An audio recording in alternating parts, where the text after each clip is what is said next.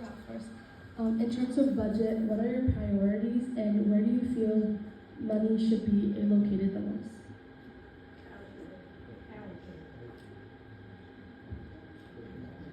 Thank you. So, in my opinion, what I'm hearing at the doors is that public safety is a must. We need to fund our police department. Our chief wanted an extra officer this year, and it was cut from the budget. Me, Chris, and Val, we fought trying to add an officer a few meetings ago. We have the money because we have surplus from another line item, and that got politicized, unfortunately. Schools, we just heard the previous questions. We need to be investing in our schools. Our home values are based off of our school system.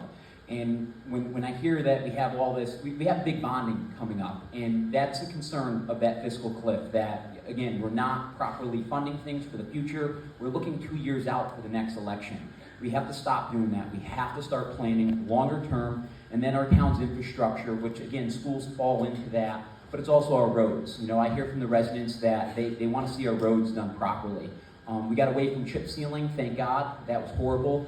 But I was on Parkview Drive. Eversource dug up one whole side of Parkview Drive. And residents, every door I hit up there, they were upset about the road being torn up. I worked with town staff. They reassured Eversource is paving that whole lane. I said, well, that's good for this year. But what happens to the other lane when we have the frost heaves in the center? The other lane's going to get beat up too. We need to start planning more long term. Do both lanes. Do it once. Do it right.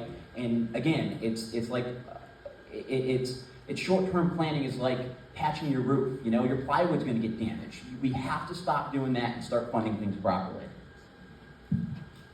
I just want to say one thing about a budget. No matter where you are, a budget is a moral document.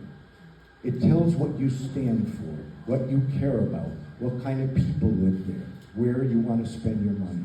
People in Southington is suburban. They want good schools, good roads, good parks. They want good public safety. That's what they want. That's how we should get it. I agree. A budget is a moral document. And I want to stand here to say that moral document was violated by the Democrats this year. You know why? Because they refused to put up a budget proposal at the town council. They refused. We asked them 2 or 3 times on the dais, do you have a proposal for a budget? They didn't. We made a suggestion for a budget. They voted no. What does that mean? What does that mean to the moral fabric of the budget that Dave just talked about?